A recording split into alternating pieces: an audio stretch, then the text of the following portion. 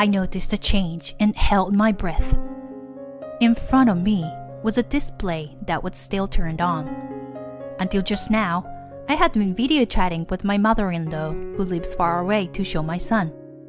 "Thank you as always. Please show me my grandchild's face again soon." The call, which was supposed to end with such a pleasant goodbye, did not disconnect, and my mother-in-law's face remained on the screen. She must have made a mistake with the operation. I couldn't help but give in to my mischievous curiosity and wondered what my mother-in-law usually does. Taking advantage of her not noticing, I watched the screen that remained connected for a while. Then suddenly, a figure approached behind my mother-in-law. "Huh? She lives alone, does she?" As soon as the identity of the figure was clearly shown on the screen, my heart skipped a beat. "Wait, is that?" Without delay, I screamed. "Behind you!" "What?" My name's Cindy, a 36-year-old mother and a former housewife. The reason former is attached, it's simple. I got divorced from my husband. To put it bluntly, my ex-husband Drew is a complete jerk. Marrying him was nothing but a mistake of youth. Were there any happy times during our few years of marriage? Even if there were, they were not with Drew. I was happy when our son was born. But Drew wasn't even present at the birth. He was out drinking at a bar. The real problem wasn't alcohol though. He was also addicted to gambling. He had no interest in our child's growth and would find opportunities to gamble. He only paid attention to our son when he won big and felt good about himself. If we had worked, even though he was a guy like that, things might have been somewhat better. But the money Drew used for his drinking and gambling was all earned by me. No matter how angry I got, he would take cash out of my wallet and go out. When he couldn't find any money, he would just drink himself to death at home. Of course, I thought about divorcing him many times. If it were just me, I might have run away and started my life over, but it's difficult with a child. My parents have already passed away, and I don't even have money to hire a lawyer. There is nowhere to return to. So I held back my tears and left my young child at the kindergarten, working as a clerk during the day and doing work-at-home jobs at night, sacrificing my sleep time. I felt like I was reaching my limit every day, living such a shitty life. But there was someone who saved me from that. It was my husband's mother, my mother-in-law. One day, Drew said the worst thing to me. "Hey, where's the money?" "Huh? What are you talking about?" "I said the money. Give it to me. I kinda screwed up, you know. Got a girl pregnant. So I gotta get an abortion. Give me the money." What on earth is he thinking? He has no sincerity towards me, towards women, or towards children. I talked back to my husband. "I don't have any money. Why do I have to clean up after you and your infidelity? An abortion? What do you think you're doing? Do you have no sense of responsibility or guilt?" No matter how eagerly I respond, there's no way that Drew will be affected by it. He starts searching through my bag and drawers without even listening to me. I've made up my mind that I can't stay with him anymore. But who can I turn to? Then, I suddenly remembered someone. His mother. Although our relationship is quite distant, due to Drew's bad behavior, we met once to exchange greetings when we got married. And I sent her a letter when our child was born. She's probably the only person I can turn to, even though there is a possibility that she has a terrible personality like Drew's. But I can't afford to worry about the risk of making my life any more negative. With a faint hope that there might be a chance to turn things around even a little. I called my mother-in-law and told her about Drew. She let out a deep sigh. So he never changed. Then she kept silence for a while. To be honest, she didn't reply to my letter when my son was born. So I kind of knew that my mother-in-law didn't want anything to do with Drew or us. When I almost gave up, she started talking. Well, it's true that I don't want to have anything to do with that stupid son. But I want to do something for my grandson. Without even noticing it, I was crying right at the moment. I couldn't remember actually when was the last time to have someone on my side. Anyway, I'll come over tomorrow, so keep Drew home until I come. Saying that, my mother-in-law hung up the phone. What is her plan exactly? I couldn't deny my anxiety, but I managed to keep Drew home that day. If you stay home today, I will think about the money for the abortion. Of course, I was disgusted to even saying stuff like that, but I had to do something. Then, as she said she would, my mother-in-law came at noon. As soon as Drew saw her mother, he glared at me and said, "Why the heck is this bitch here?" Huh, you know why, don't you? My mother-in-law looked at Drew with the most disdainful eyes. Then she took out her bag, a brown envelope, a divorce decree, and a piece of paper with some kind of text on it. In this envelope, you will find documents, some of which pertain your inheritance. It pains me to my core to give you a piece of my inheritance, since you didn't show up for your father's funeral. But I'm giving you this money. So, divorce her right now and promise me. Never show yourself again. Never involve yourself with your son. Never ask for money. Promise me these 3 things. This is a written pledge that sums it up. After you sign it, you can go anywhere you want. Do whatever you want. I had no idea what my mother-in-law was going to do. But the idea of giving a portion of her husband's inheritance to him, so I tried to stop her. But she looked at me and shook her head. Drew's mood had changed instantly. Dang, really? He filled out the pledge form, including the divorce application, and was happy to do so. And without even reading the pledge, he stood up. All right, Cindy, now you are free from me. I'm also happy to cut ties with a woman like you, who can't even earn money properly. Well, take care of yourself and the kid. Saying so, Drew left the house, looking happy. It hadn't even been 20 minutes since my mother-in-law arrived. I had to thank and apologize to my mother-in-law anyway. Thank you so much. And I am sorry. I never thought you would give him money, let alone father's inheritance. I'll definitely pay you back. Then my mother-in-law turned her palm towards me and shook her head, gesturing me to stop. Didn't I tell you? I just did my part for my grandchild. Honestly, if it were just you, I wouldn't have helped.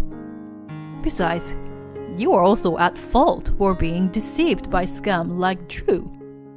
And since he won't listen to words, only money and the law matter for that child. So, don't worry about it. Saying that, my mother-in-law approached my son and spoke. Hello, Elliot. Then my mother-in-law played with her grandson for a while. I asked my mother-in-law about her current situation. Apparently, she had been living alone since her husband died. Since Drew was the only one she had left, she naturally ended up like that. After talking for about an hour, my mother-in-law stood up and began to prepare to leave. Speaking to me, "Well, I'm going to go now. You broke up with Drew, so we won't meet again." From now on, take back the time you lost and be happy." I was surprised by my mother-in-law's hasty departure and stopped her. "Wait! I haven't even thanked you yet. And I don't know what to do from here. And besides, breaking up with Drew doesn't mean I have to break ties with you. If it's okay with you, would you like to live with us?" Looking back, it seems like a pretty brazen proposal, even though I made her pay to break up with Drew. It wouldn't be strange if she thought I was trying to live with her to save on rent. My mother-in-law, however, didn't seem to have such a suspicion. "Thank you." She said so, but she didn't seem very enthusiastic about living together. "The only thanks you can give me is to raise my cute grandchild properly. Money is not the only thing you can pay me back with. I know you are kind enough to offer to live together, but where I live is too rural to consider my grandchild's future. So, it's okay to continue as we are." My mother-in-law left with those words. Since then, I've been living comfortable days that felt like a lie. But I still couldn't stop thinking about my mother-in-law. Certainly, I understand that raising my son well will be a way to repay my mother-in-law's kindness. After all, breaking up with Drew was also for the sake of her son. But at the moment, I was thinking if there was something else I could do. Suddenly, I heard the worst video call while watching TV. This is it. My mother-in-law cares deeply about her grandson, and I want to show her his growth from now on. So I decided to buy a computer as a gift to enable video calls with my mother-in-law. I was able to give the gift to my mother-in-law faster than I had expected. Even though my working hours had not changed, with Drew gone, it became much easier to save money. I visited my mother-in-law's house to set up the computer and internet. At first, my mother-in-law tried to decline, saying that she didn't want me to go through the trouble, because raising my son well is my way of repaying you, right? If that's the case, it's strange that you can't see my grandson, isn't it?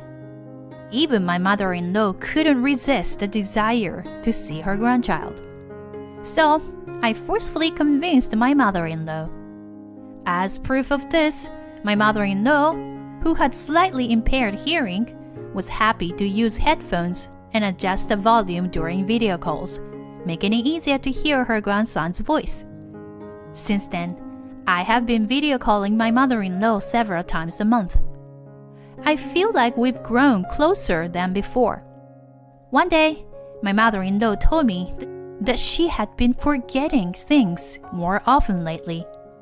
Although my mother-in-law was still quite healthy, she was of a certain age, so it wouldn't be strange to have some memory loss. That it's better not to worry too much about it. But the situation seemed to be more serious than I thought. According to my mother-in-law, she often forgets that she spends money on, miscalculates, and frequently loses, and can't remember where she put accessories. Our homes are quite far apart, so it's difficult for me to check with her every time. Still, I thought about how I could be helpful and suggested that she could send me messages as a memo when she spends money or takes off accessories, so that I could check and remember them during our video calls. My mother-in-law was hesitant at first, thinking it was too much trouble, but over the past few months, I have learned how to persuade her to overcome her reluctance. "You don't have to worry about that," I convinced my mother-in-law, and she eventually accepted my proposal. My mother-in-law herself was so worried that she would forget even more serious things in the future. Perhaps I became a little too anxious, but it's only natural for me to repay her. It may be presumptuous of me, but if I don't do this, my mother-in-law won't rely on me. However, to be honest, this method didn't really solve the problem. Although the frequency of her forgetfulness has decreased, she still has trouble with money and losing accessories. I wonder if I've even forgotten to contact you with the notes. What should I do? If this goes on, I might even lose important things like bank stuff and credit cards. She doesn't have the reliable appearance when she helped me to separate Drew, and she's being overwhelmed with anxiety. Let's go to the hospital together next time. There should be treatment for memory loss now, right? That's about all I can do. If my mother-in-law's starting to suffer from dementia or something, I want to take care of her until the end. I'm prepared for that. My mother-in-law seemed to understand that I am serious and thanked me and asked me to do it. Thank you. Well then, should we wrap up today's video call? Then she made a motion to end the call, taking out her earphones. However, it seems she made a mistake in the operation, and her house continued to be visible on my computer screen. I could have just turned off the call from my end, which would have solved the problem, but to be honest, I was a little curious about what kind of life my mother-in-law was leading at home. Her house is an old mansion located in an isolated place with hardly any other houses around. Since my mother-in-law lives alone and has no need for security, she leaves the gate at the entrance and the doors inside the house wide open. Therefore, even the camera on my computer can show a glimpse of the rooms in the back. As I was thinking about how large the house was out of curiosity, I saw something moving other than my mother-in-law. At first, I thought it might be due to the internet environment causing the screen to be distorted, but it was definitely a human shadow. The shadow was moving from room to room, trying not to be noticed by my mother-in-law. And then I realized who it was. It was my ex-husband, Drew. He was rummaging through the dresser, stuffing my mother-in-law's accessories and money into his pockets. I was shocked, but I knew I couldn't let this go on, so I shouted to my mother-in-law, "Behind you!" "What? What's going on?" But it wasn't just the mother-in-law who heard my voice. Drew also shouted, "Damn it! They found out!" The mother-in-law turned around and shouted at Drew, "Wait, you jerk! Don't you have no sense of decency?" While she shouted, she chased after Drew.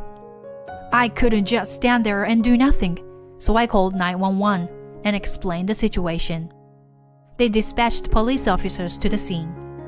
As a result, Drew was caught by the police officer and taken into custody. During questioning, a part of the mother-in-law's accessory was found.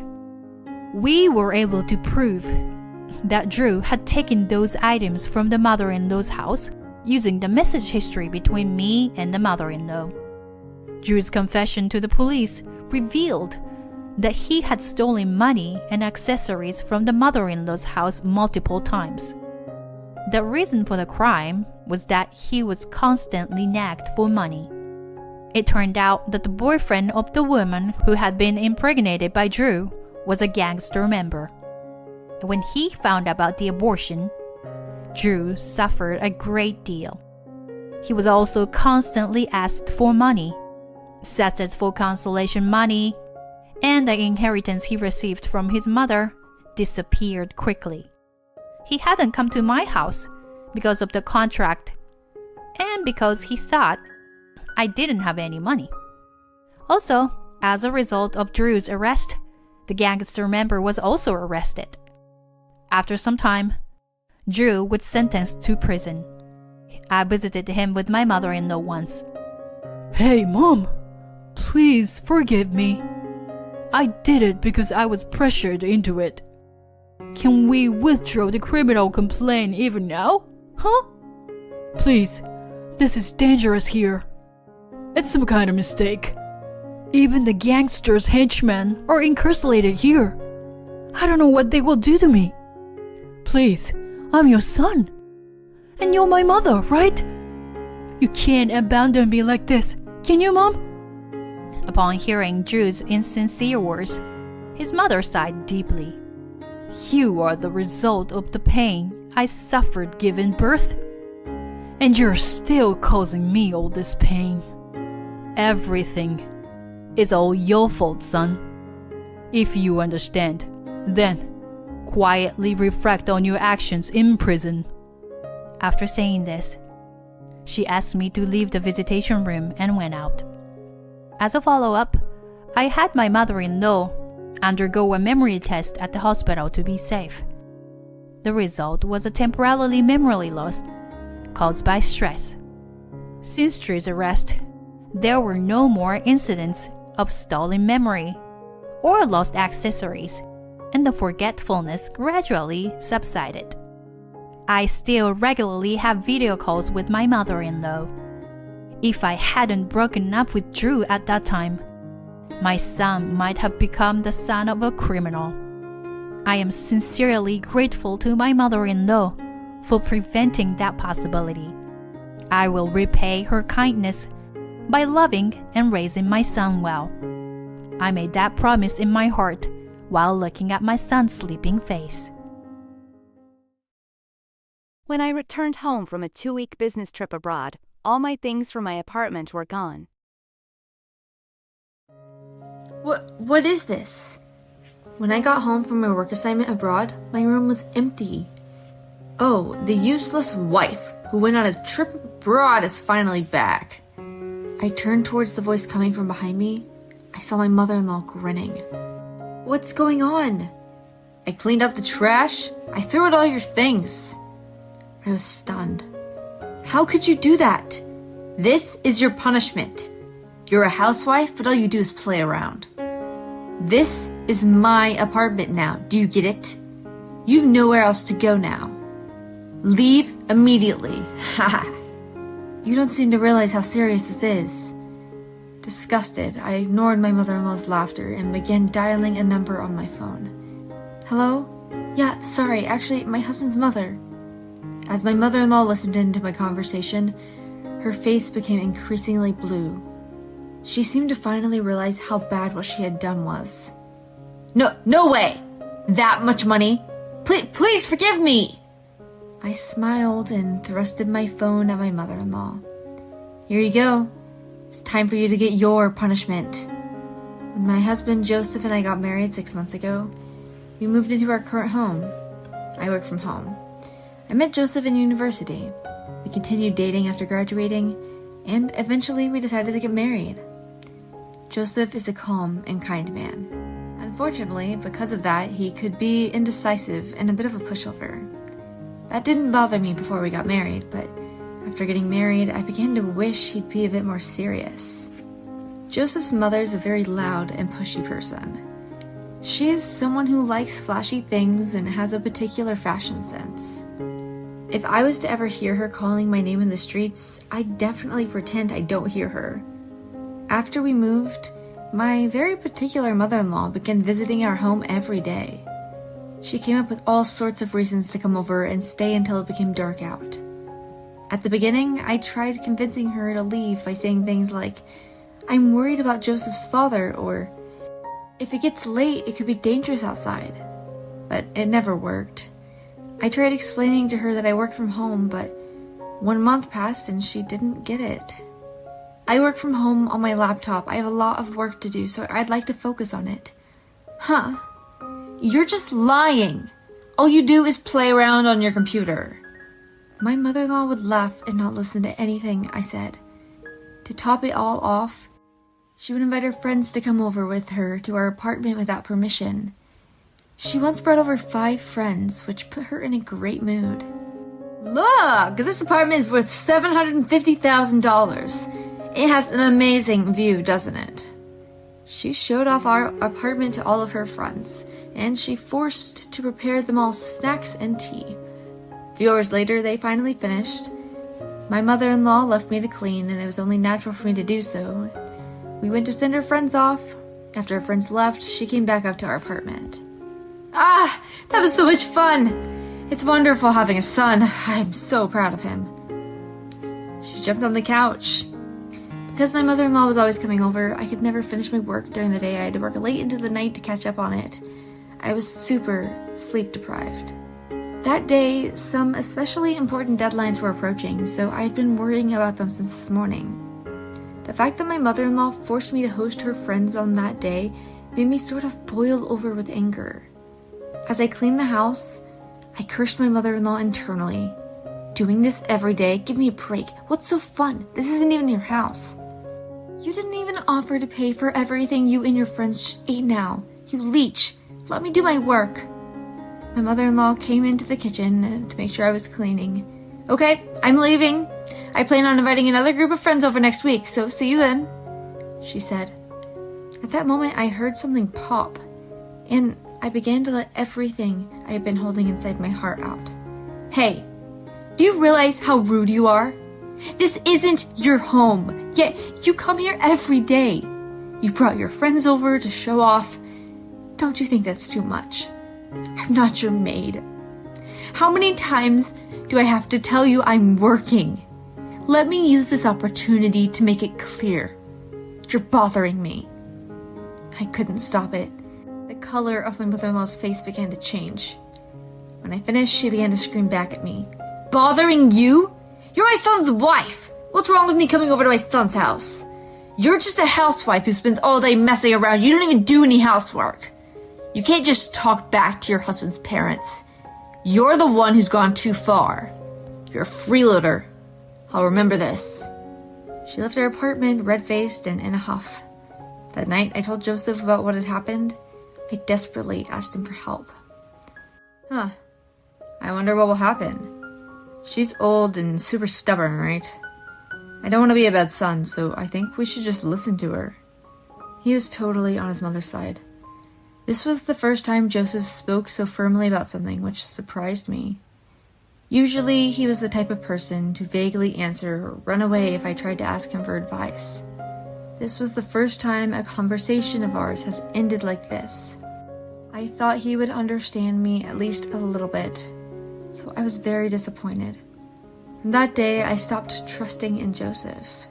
In the middle of that weird atmosphere, I suddenly got called on for a 2-week-long business trip abroad.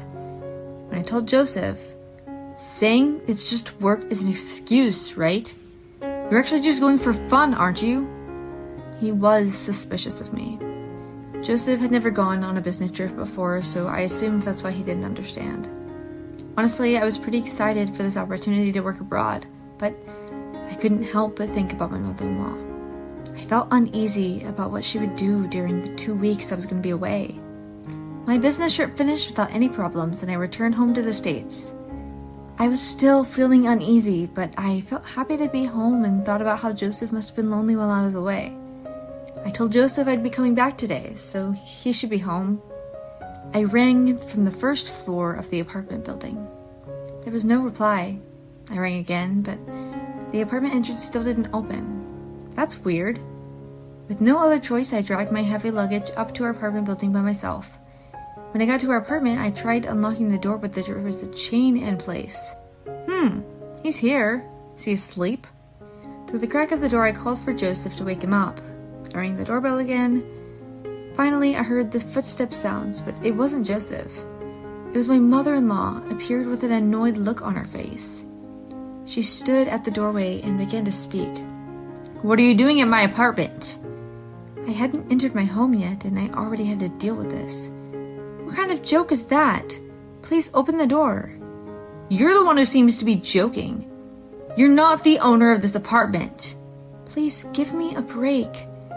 I was drowsy from jet lag and I wanted to rest as soon as possible. Don't you know? The apartment is under my name now, so I won't let you in. My mother-in-law spoke with a triumphant look on her face. I had no idea what she was saying. Excuse me? What do you mean? Do you really think you can do this? She wouldn't listen to me at all. Do you really think you can do this? You're just a housewife, but you left behind my son on a 2-week-long vacation. We're kicking you out. Haven't I told you both before that I went for work? She still wouldn't let me in the house. Give up. None of your things are here anymore. She threw me a key to a storage facility and shut the door. I was stunned. I tried to call Joseph, but he wouldn't pick up. I needed to rest, so I dragged my suitcase with me and went to the closest hotel nearby. I laid on my hotel bed. I could feel myself fill with anger. I made a phone call.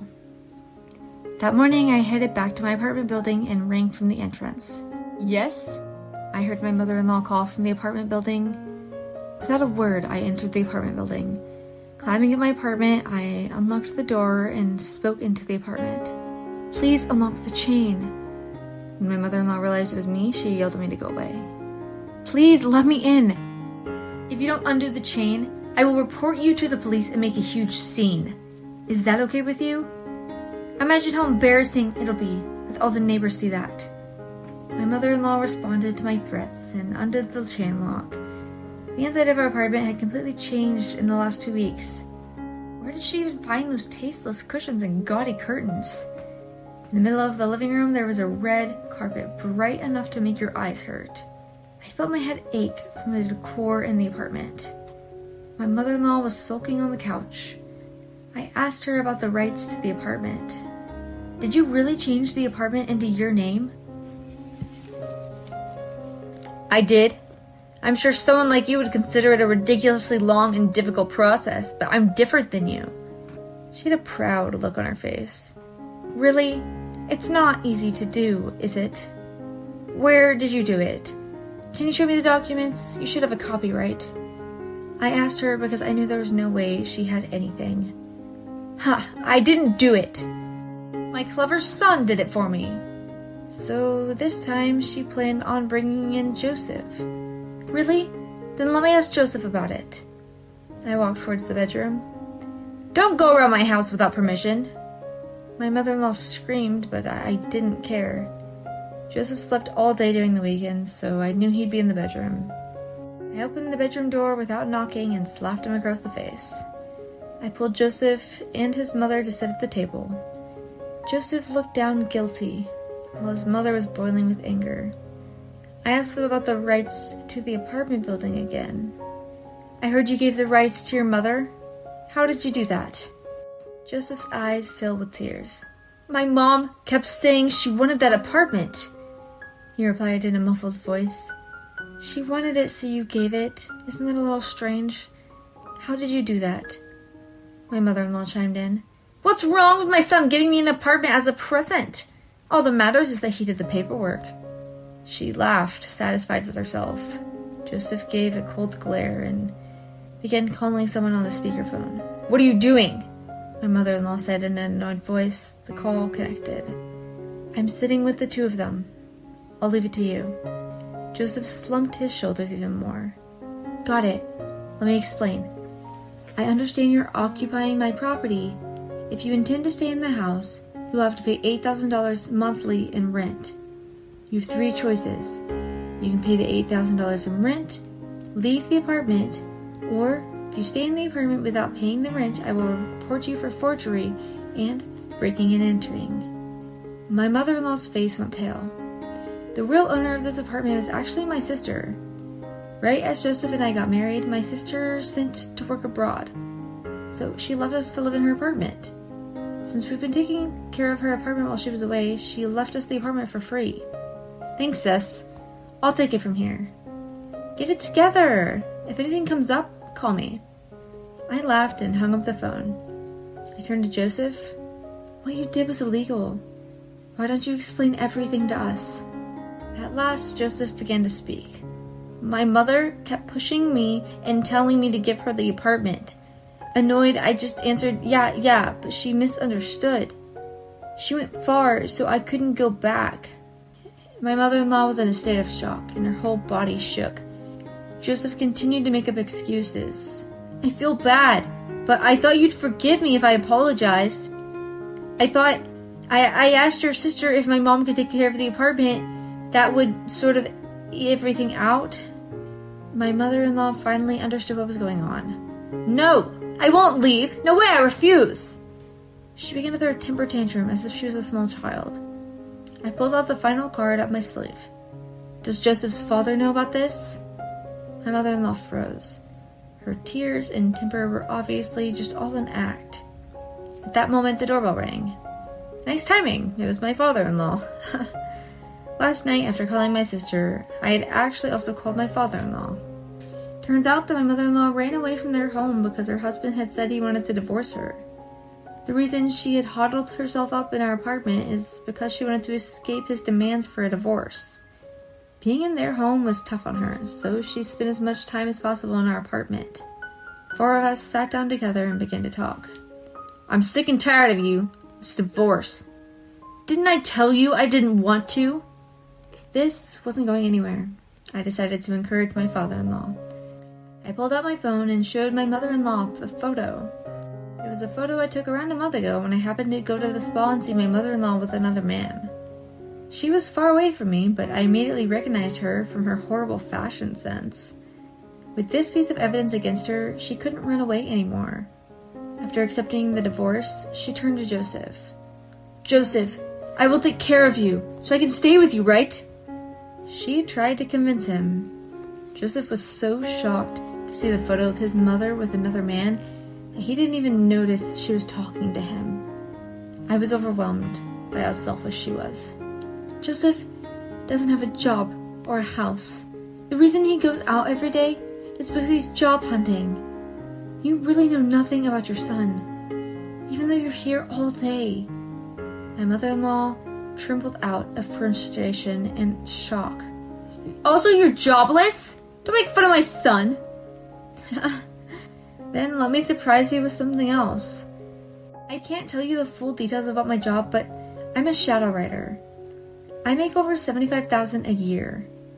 You're assumed I'm spending all day and playing around, but I make a lot of money. Since I worked at a ghostwriter, my work was pretty confidential. "You hid this from me! No way, you must be lying!" My mother-in-law finally accepted the truth and realized she couldn't fight back anymore. After all of this, I had lost my trust in Joseph, so I told him I wanted a divorce. He and my mother-in-law moved out of the apartment, and they left Joseph begging to give him another chance, but I refused.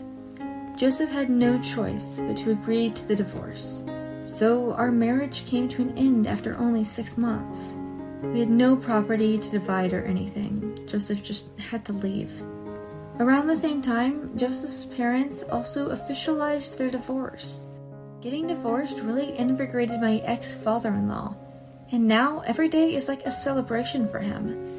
Joseph and his mother were both unemployed, so they couldn't rent a new apartment. They had to rely on some relatives that let them use a really run-down apartment they owned. I made sure to claim rent and utilities for my mother-in-law for the 2 weeks that she lived here in the apartment that I was away. Joseph's father also claimed monetary damages from her.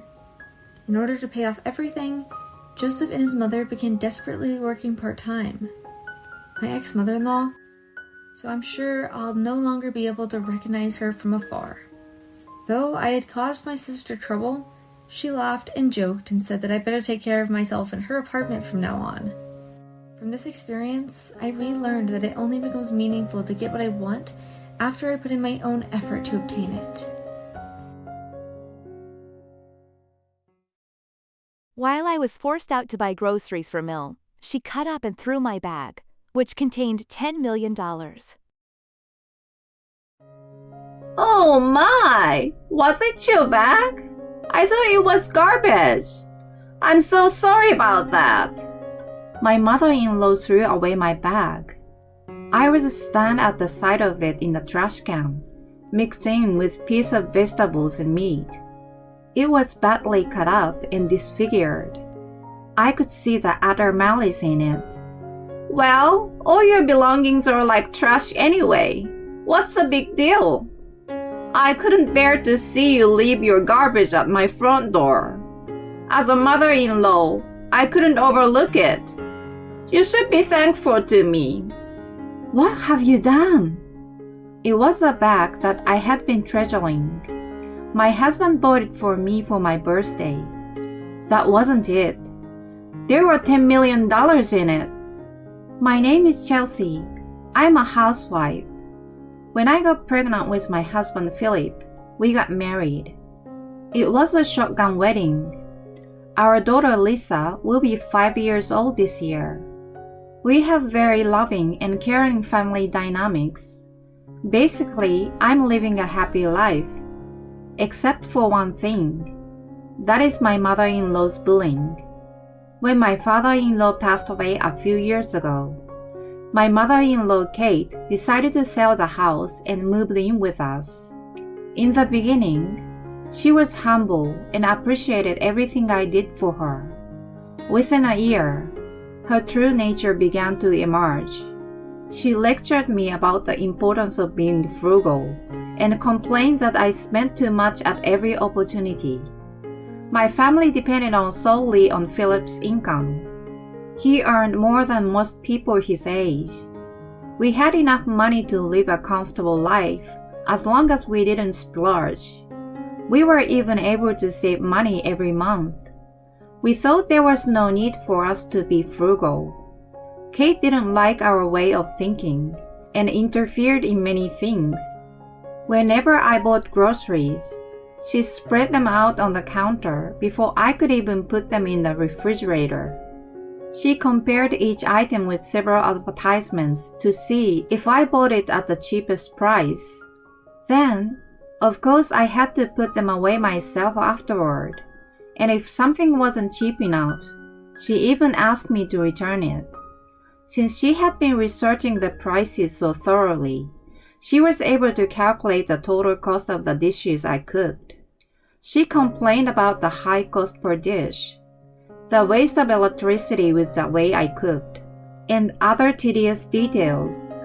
I once rebelled against her, but she threw all the food in the pot into the trash. "It's your fault for not obeying me, that all the food went to waste." I was illogically blamed, but she was so fierce that I gave up.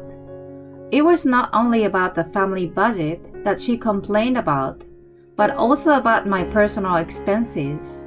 If I bought new clothes, "You don't need these beautiful clothes. Wear what you already have until they become tattered." If I went out to lunch with a friend, she snatched the receipt. "Next time, go to a cheaper place. Better if you stop eating out and wasting money." That money was the allowance Philip had given me, and I always managed within the budget. I never touched the family expenses for my personal use. If Philip were to complain, that would be one thing, but to have her complain? I had no reason to be scolded by her. The worst was, when I was taking a nap alone on a very hot day, she turned off the air conditioner and opened all the windows. I woke up from the heat and was upset thinking that it would have been ridiculous to get heat stroke from it. I asked her why she did what she did. "It's obvious, isn't it? Using electricity for you is a waste. When I was your age, we only had a fan." Who cared about the old days? I complained to Philip, but she always put on a good face in front of him and Lisa. He had the impression that she was worse at spending money than saving it. He warned her softly, but he didn't believe me much. She did have a habit of spending money. Contrary to what she always lectured me, she did not practice the same at all. Philip bought her a smartphone when she moved in with us. Until then, she only had a landline. She was excited to have the new phone and quickly mastered its use. She not only shopped her own stuff online, but also bought toys and clothes for her beloved granddaughter. I felt that giving Lisa everything was not good for her. But the problem was that Kate spent more than she could afford. She had a pension, and on top of that, she received an allowance from Philip just like me. She spent them without thinking twice and asked him to cover the excess. He wasn't able to dispute the charges when they were used for his daughter and reluctantly paid.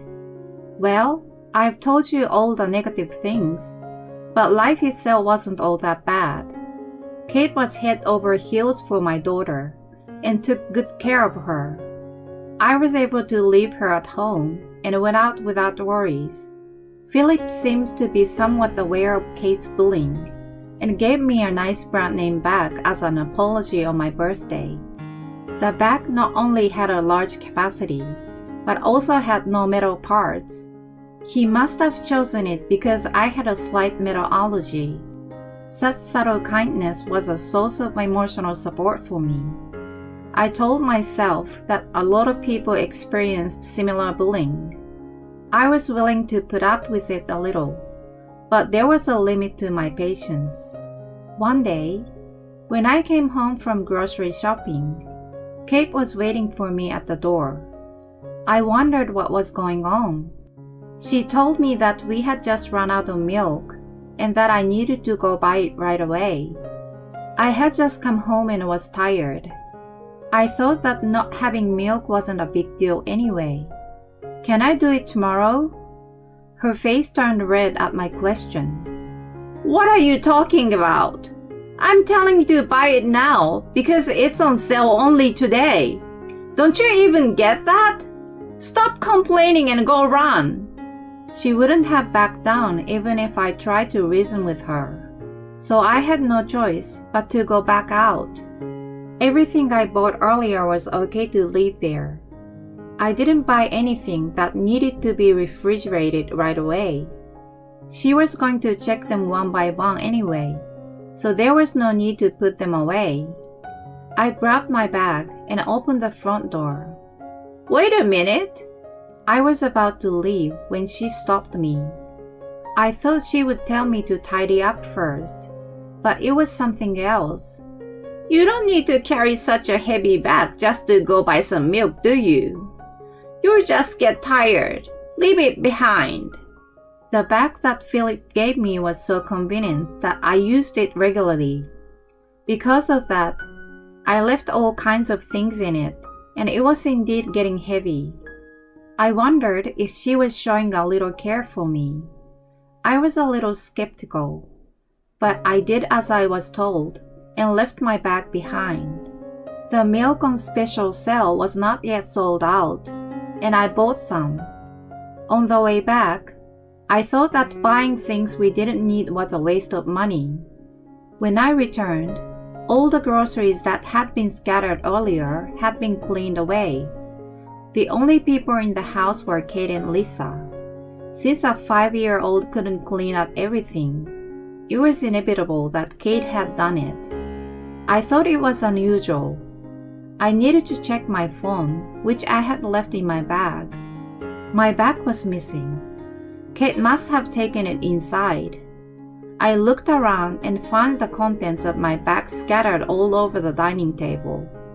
I guess that Kate might have overturned the bag because it was too heavy for her. It was still missing though. As I was looking around to see if she had put it on the floor, Kate appeared from her room. I put away the groceries you left at the entrance. I'm in a good mood today. You should thank me. Thank you. I was about to ask her where my bag was, but she mentioned something strange. I also got rid of the kitchen garbage that was left with the groceries. I'm really ashamed that I have a daughter-in-law who can't even clean up after herself. I didn't want a mother-in-law like you. I muttered in my mind while I focused on the word garbage. There was no way I would have left such a thing at the entrance. We did have a trash can for food scraps just outside of the kitchen door. No matter what, I couldn't have left it at the front door. I opened the lid of the can to see what she was talking about. Even luxury brand goods are no better than food scraps if a woman like you has them in her possession. As a mother-in-law, I can't leave food scraps at the entrance. That's why I made sure to put it in the trash can. I found my cut-up bag mixed with scraps of vegetables, meat, and last night's leftovers. What a mess she had made. I knocked over the can and scattered the contents out. Then I tried my best to remove the pieces of my bag that had been chopped up. She grinned and looked down at me. "Oh, that's just pathetic, going through the garbage. I told you to save money, but I didn't tell you to go that far. I'm sure Philip would be disgusted to see his wife like this." I glared at her. There were 10 million in that bag. She flinched a little, but she shook her head and denied my statement. "Liar! There is no way that bag contains that much money. Besides, even if it did, your wallet is on the table." I ignored her fussing and kept going through the garbage to find the pieces of the bag and the scattered pieces of paper. The 10 million was a homemade check given to me by Lisa. She had seen Kate scolding me to save money and thought that if I became rich, I wasn't going to be bullied. She gave it to me on my birthday. I kept it in my bag along with a birthday card as lucky charms. I was able to retrieve a few pieces of the card, but it was cut into tiny pieces with great care. I was hoping to somehow put them back together, but they were soaked in water from the garbage. There was nothing I could do. I was so desperate that I didn't notice Lisa standing behind me. I turned around and kept apologizing to her. "I'm so sorry. The birthday card and the check you gave me are gone. I was so happy when you gave them to me.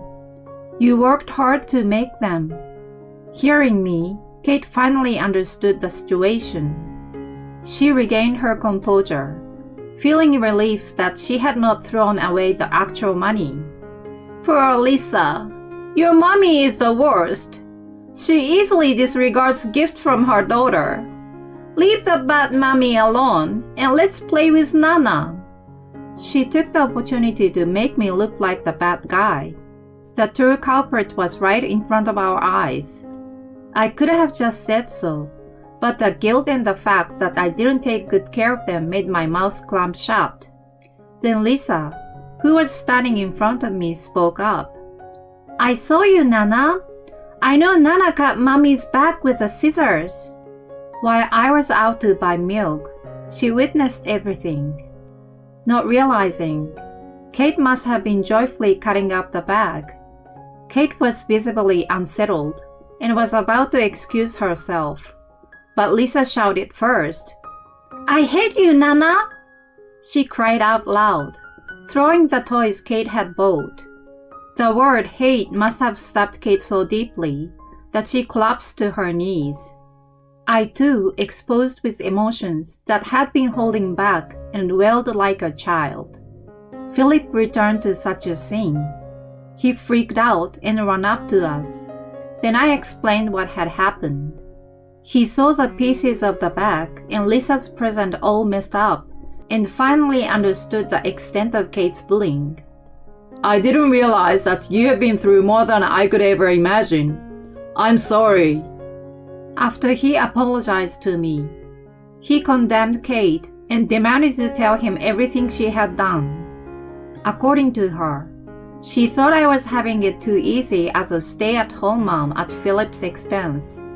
She wanted to give me a taste of how she used to feel when she was younger. She was familiar with brand-name products, and the high price of the bag I had received infuriated her. She had taken out my wallet and other stuff that couldn't be cut by scissors, but overlooked the presents from Lisa hidden in an inside pocket. She ended up chopping them along with receipts. "You knew you were doing something terrible." "When the time came, I was going to say that Lisa had played a prank on you." Later, I found out that her comment made him instantly decide the future. "Are you kidding me? Forcing your own misdeeds on your grandchild? It's not good for Lisa's education, and we can't have such a person in our house. This is a good opportunity. I'm going to ask you to leave. I hope you realize the importance of having money and family. Then he turned to Lisa and me. From now on, the three of us will live happily as a family. We don't have to force ourselves to save any money. We'll have one less person. We can live more luxurious and comfortable lives than ever before. Kate cried aloud behind him, but the decision was never overturned. A week later, Kate moved into a studio apartment that Philip had provided. It was equipped with a bare minimum of appliances, but the room looked old and haunted. We didn't want her to be kicked out and come back to us, so Philip agreed to pay only the rent and nothing more. If she wanted something, she needed to work and enjoy saving money as much as she would like. She now lives a frugal life, working at a job for seniors, and is not able to spend as much money as she used to. She's also on the cheapest phone plan and is using a simple cell phone.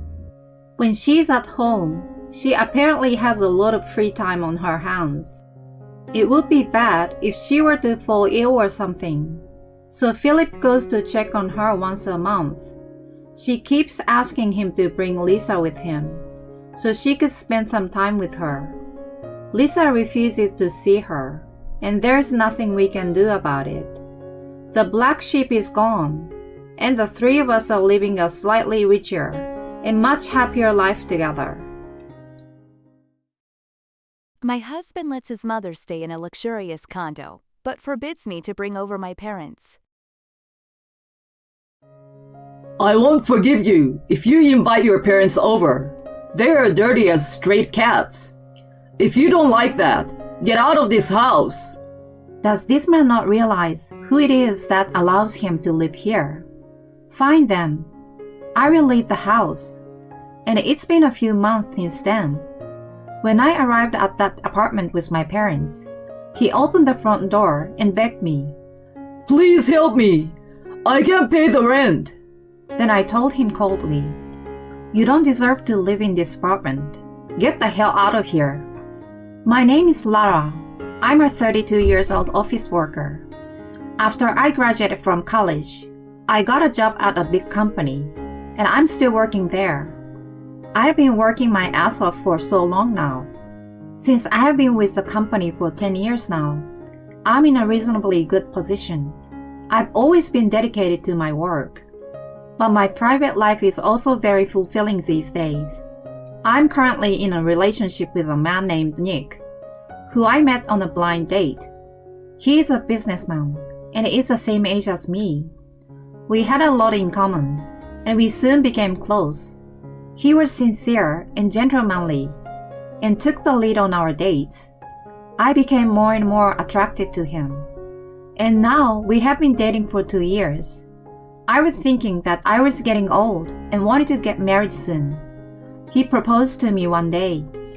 Lara, I want to marry you. Let's build a warm family together. Yes, I'm sure we can make it together. And that's how I ended up marrying him. We greeted each other's parents and had a wedding. Everyone at work and my friends congratulated me, and I was at the height of my happiness. And then, our life as husband and wife began. Our newlywed life was very happy and joyful. My husband couldn't cook, so I was in charge, but he took the initiative in cleaning and so on. We were able to live together in a well-balanced and cooperative manner.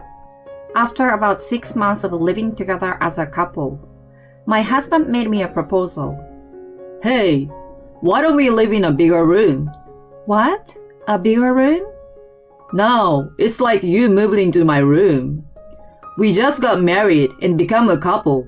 I think we should move out, considering we are going to have children and stuff. The word children made me smile. My husband is taking our life together seriously, isn't he? This place might be indeed a little cramped if we have a child. Isn't it? So let's move into a bigger and more comfortable home. Yes, let's do that. When I said yes, he seemed to be very happy. Yay! Let's find a room right away. After work, he went to the real estate agency by himself and got a lot of information. I was too busy to go with him, but I was surprised when I saw the information he got. What? All of the information you got was about condos? Yes, with our income, we should be able to afford this much. I swallowed down the words that were about to come out. He said our, but my salary is far more than his. But it would hurt my husband's pride to say that. I have a feeling we could live comfortably in a cheaper room. Besides, when we think about having kids, it would be better to have savings. I tried as much as I could to get my husband to choose a cheaper room, but he wouldn't listen to me at all. Well, we could save a little money.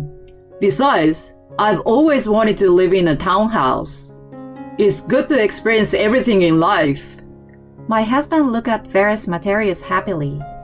Well, indeed, living in a condo is not an easy thing to do. I was raised to live modestly.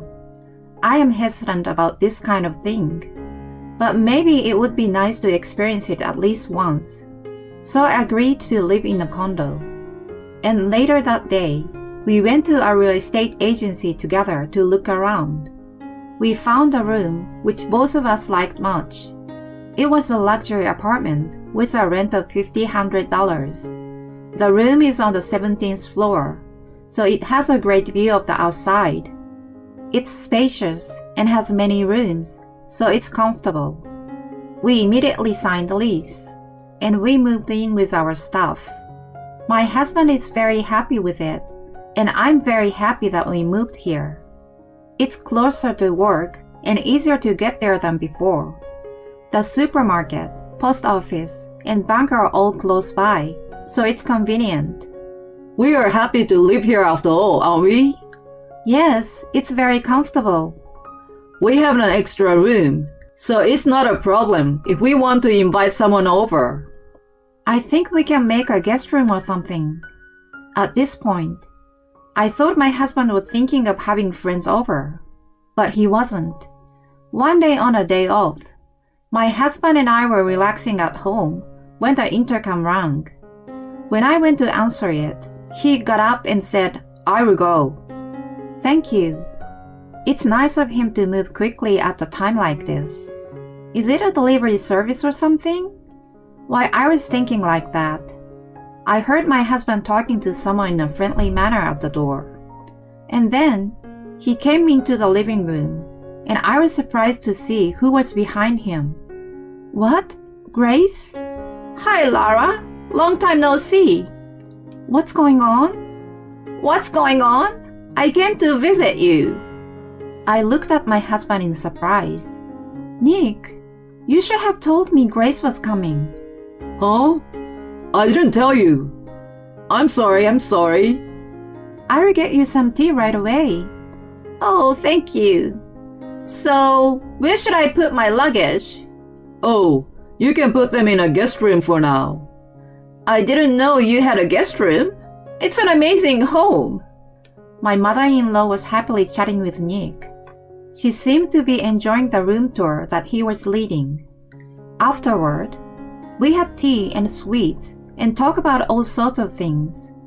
I'm so proud of Nick for living in such a beautiful apartment. It's been 2 years since my dad passed away. Yeah, since he passed away. The yard is so low maintenance.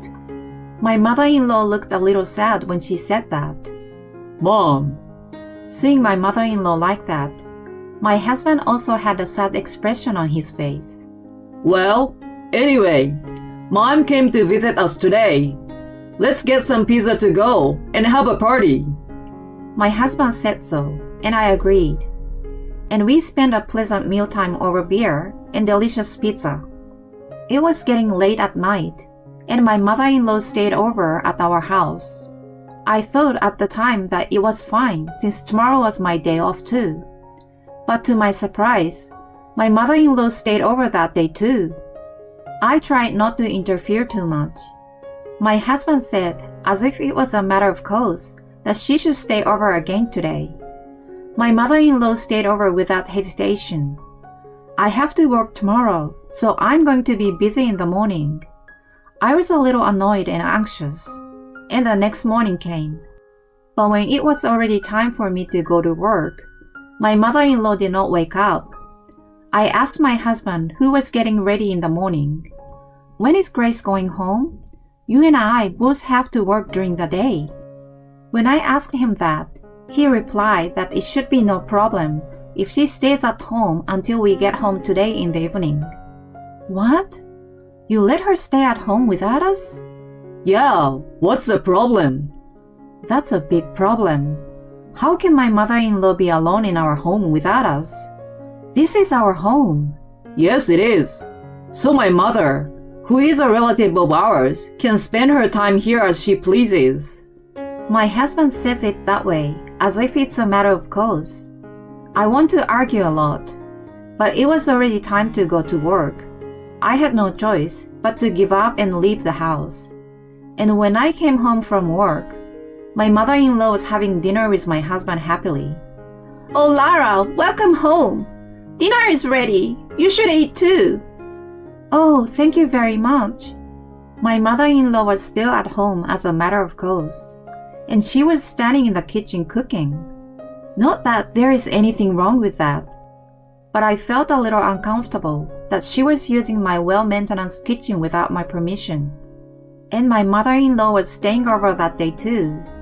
I couldn't stand any longer, so I asked my husband about it. "Isn't your mother staying over a bit too much? Why don't you let her go home once?" When I said this, my husband was vexed. What? You're treating my mother like she's a nuisance. "No, it's not like that, but I won't feel at home if she stays here all the time." Huh? You are a terrible person. My mom would be hurt if she knew you were talking like that. "No, why are you acting like I'm the bad one?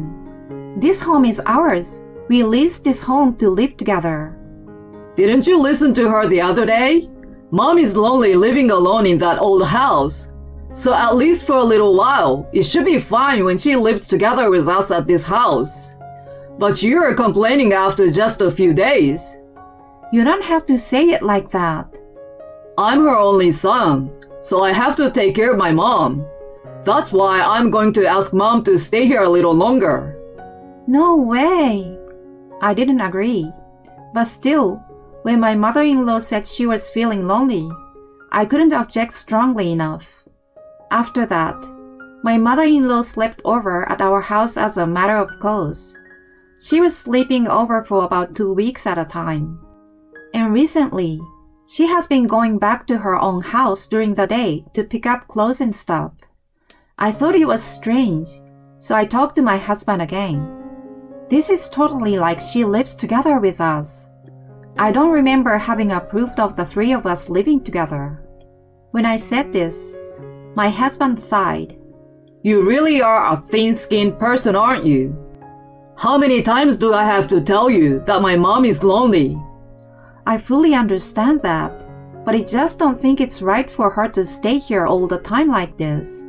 So I guess she needs to move in here. What? I will tell Mom about that. Wait, what do you mean? I'm going to sell her house and let her move in with us. No, I won't approve of that.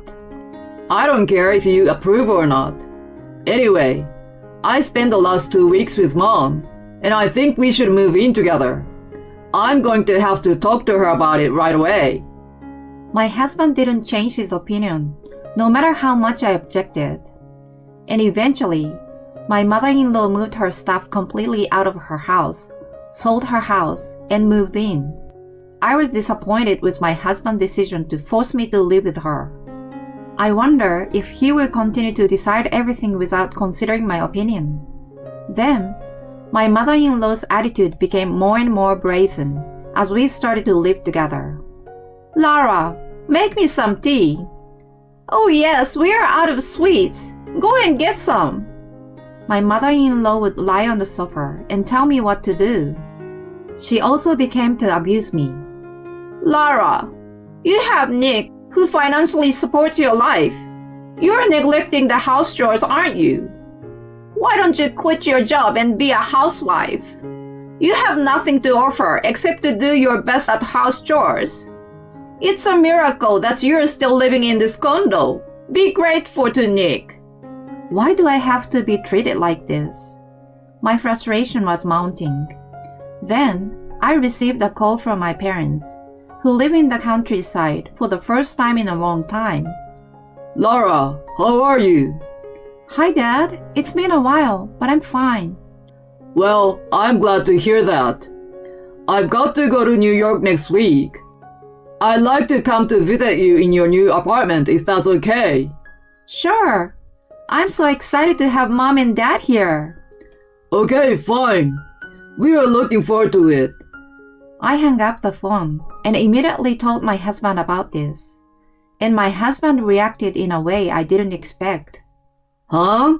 You're going to invite your parents? You've got to be kidding me. That's an absolute no. What? Why not? Your parents live in the countryside as farmers, right? If they come here, they will make a mess of our beautiful condo. Don't ever bring your poor dirt-covered parents here. They don't even deserve to enter this apartment. Why do you say that? I just wanted them to come over. They wanted to visit us. Why don't you just let them see our home for a minute?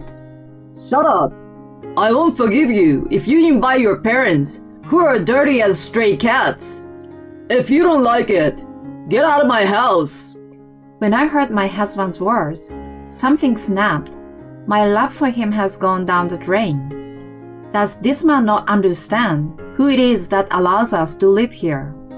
All right, I will leave the house. You should. I will have more space now that you will be gone.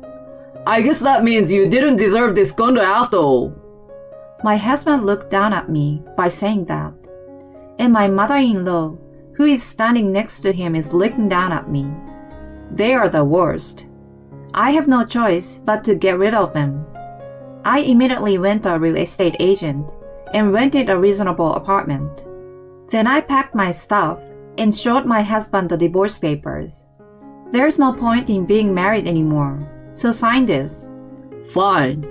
Now I'm finally free of you, annoying bitch. From now on, I will go out with younger women and live happily here.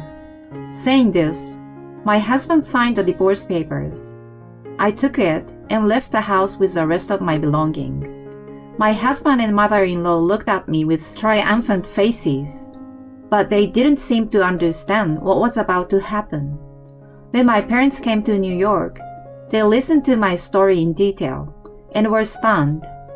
I had no idea he was such a hopeless man. But well, he's going to destroy himself. I nodded in agreement with my parents. A few months has passed since then. My parents came to New York again on business.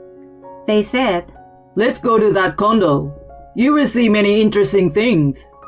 When I arrived at the apartment with my parents, my husband opened the front door and came to beg me. Laura, you came? Oh, you're disgusting. I shook off his hand. He got down on his knees and asked me for a favor. We can't afford to pay the rent. Behind him, I could see Grace, who had a pale face. You saw this coming, didn't you? Your salary is not enough to pay for this condo. My ex-husband burst into tears and said, I was wrong. I'm sorry. And I want to get back together with me. He is a fool that he thinks he can get back together with me. I told him coldly, You don't deserve to live in this apartment. Get the hell out of here. Please don't say that. He was in despair, and now my father was talking to him. Nick, I heard you say we were poor and dirty as stray cats. Well, You're the kind of guy who judges people by their looks and their titles. And you continue to live in a condo to look good. And now you are 3 months behind on your rent. You are irredeemable. Now get out of this apartment that my company manages. Huh? My ex-husband looked like he had no idea. My dad is the president of a management company that manages many properties, including this condo. Now he left most of the management to the vice president. Nowadays, he's enjoying his hobby as a farmer and lives in the countryside. I thought I explained it to you, but I guess you misunderstood me. Oh no. My ex-husband was frozen with a pale face. My mother-in-law couldn't hold it any longer and sat down on the floor. I want you to get out of here and move into a place that is more appropriate to your status. Of course, you must pay the overdue rent. Thus, my ex-husband and ex-mother-in-law were evicted from the apartment, and they are now living together in a shabby apartment while paying 3-month rent in installments. I thought, why don't they just use the money they got when they sold off the old house of Grace? My parents-in-law's house was old and worth very little, so my ex-mother-in-law had almost no property. Moreover, she thought that her son, my ex-husband, was making a lot of money. She was living a life of unlimited extravagance. So my ex-husband, in addition to the overdue rent, also needs to pay a lot of credit card bills. It feels good. I, on the other hand, live comfortably on my own in a reasonably sized and reasonably priced room. This sense of modest living was instilled in me by my parents, and I'm still grateful for that. I will continue to work hard and live a peaceful and happy life by maintaining a minimal lifestyle. I wonder what it is about people like her husband that make them think that they make more money than they do. I would think a normal person would remember. In any case, I'm sure you're glad to be rid of your helpless husband and his mother. I think it's very important that you have returned to a modest life after your experience of living in a condo. I hope you continue to be happy with the way of life that suits you.